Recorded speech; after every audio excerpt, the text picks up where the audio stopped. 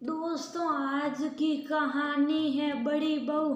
काम तो छोटी बहू करती है और वाह भाई तुम ले रही हो। दोस्तों, कहानी शुरू करने से पहले अगर आपने चैनल को सब्सक्राइब नहीं किया हो तो कर लीजिए ताकि आपके पास पहुंच सके हर नया वीडियो।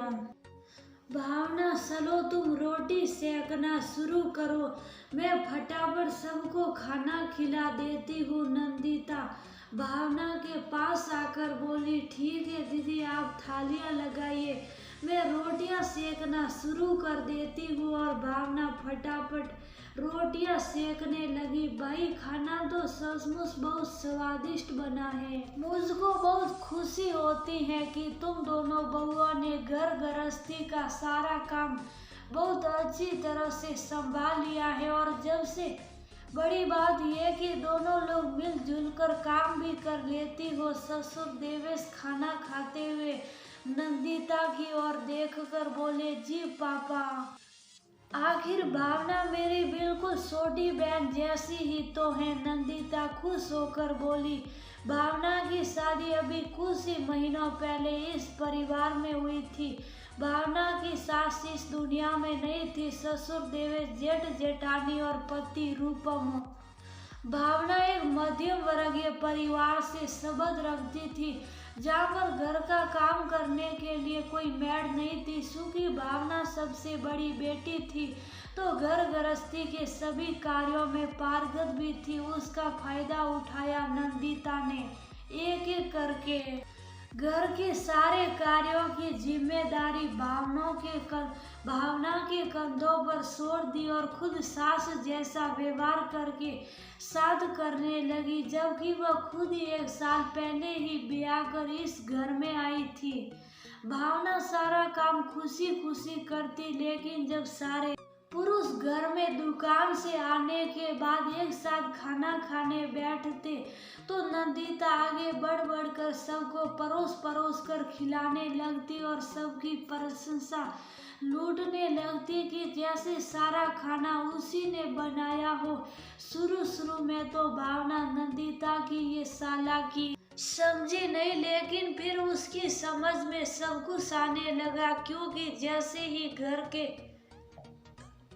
पुरुष दुकान जाते वह आराम से सोफे पर टीवी का रिमोट पकड़कर बैठ जाती और जैसे ही दोपहर में सब खाना खाने आते वो खाना परोसने पहुंच जाती। यही वो रात में भी करती। रूपम दीदी सारा दिन बैठी रहती है और जैसे ही सब लोग खाना खाने बैठते वह ऐसे दर्शाती कि जैसे सारा खाना उन्होंने ही बनाया हो।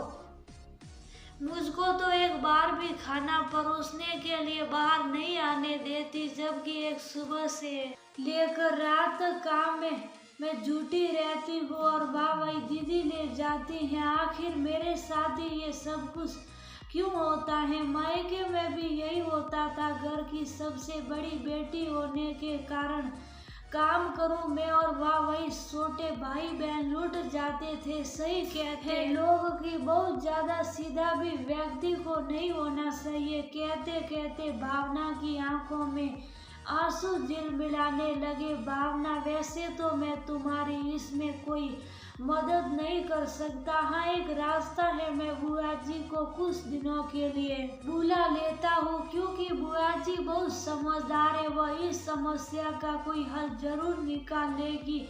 अगर माँ जिंदा होती तो शायद इसकी जरूरत ही ना पड़ती। बस थोड़े दिन और धीरज धरो क्योंकि मुझको विश्वास है कि बुआ जी सब कुछ संभाल लेगी। रूपम भावना को समझाकर बोला क्योंकि कहीं ना कहीं समझ नंदिता की चालाकी को वो भी रहा था। अरे बुआ जी, आप कब से यहाँ नहीं आई? भावना का आपके साथ रहने का बड़ा मन कर रहा है। रूपम ने फोन पर सबके सामने ही रंजना को कुछ दिन सबके साथ रहने के लिए आमंत्रित कर लिया। अरे भैया, रंजना बहू हर बात में बहुत ज्यादा टीका टिप्पणी करती हैं।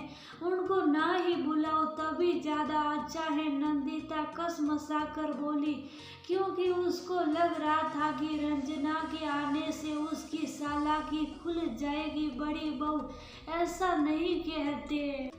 रंजना दिल की बहुत साफ है और बिना लाग लपेट के बिल्कुल सही बात कहती है। अच्छा है, थोड़े दिनों के लिए वो आ जाएगी तो घर में थोड़ी रौनक भी हो जाएगी। देवेंश भी रूपम का समर्थन करते हुए बोले, और थोड़ी ही दिनों में रंजना आ भी गई। रंजना देखती कि भावना दिन भर सारा काम करती और नंदिता खाली बैठी बैठी भावना पर सास की तरह हुक्म चलाया करती।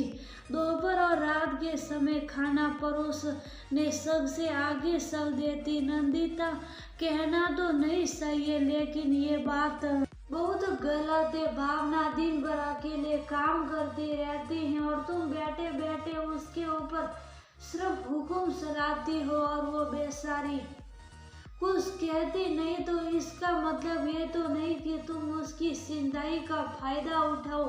जैसे वह इस घर की बहू है वैसे तुम भी इस घर की बहू हो। वो बेचारी अकेले खाना बनाती है और तुम सबको खाना परोस कर वह वही लूट ले जाती हो। ये तो गलत बात है। और फिर तुमने अपना शरीर देखा कैसे दिन भर बैठे बैठे बेहतर फैसला चला जा रहा है उसका। नहीं तो अपना ही ख्याल कर लो। एक दिन रंजना रात के समय जब सब लोग खाना खा रहे थे बैठे, और वो बोल पड़ी, क्या कह रही हो रंजना, तुम दोनों बहुएं मिलजुल कर काम करती हैं।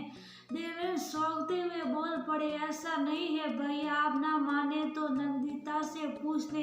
क्यों नंदिता बेटा, रंजना सही कह रही है। अब तो नंदिता हंस कसा गई, क्योंकि उसको तो रंजना से ऐसी उम्मीद बिल्कुल भी नहीं थी। वो तो सोच रही थी कि अगर बुआ जी कुछ उससे ही कहेगी, इस तरह सबके सामने तो नहीं ही कहेगी। नहीं पापा जी, ऐसी बात नहीं है, क्योंकि भावना मुझको खुद कुछ नहीं करने देती। ये अच्छी बात है, लेकिन आज से दोनों बहुएं एक एक समय खाना बनाएगी, क्योंकि मैं नहीं चाहता कि जरा सी बात के कारण मेरे घर में फूट पैदा हो। वहीं मैं कहूँ कि नंदिता बहू आजकल फैलती चली जा रही हैं और भावना बहू कमजोर। अच्छा हुआ रंजना, तुमने मेरी आंखें खोल दी, वरना यही सब बातें घर परिवार में फूट का कारण बन जाती हैं। देवेश निर्णायक स्वर में बोले, अब तो नंदिता को कुछ भी बोलते नहीं बना। और रूपम ने अंदर रसोई के दरवाजे पर खड़ी भावना की आंखों में देख कर का देखा, भावना सांप भी मर गया और लाठी भी नहीं टूटी। और इधर भावना ने भी आंखों ही आंखों में रूपम का धन्यवाद कर दिया।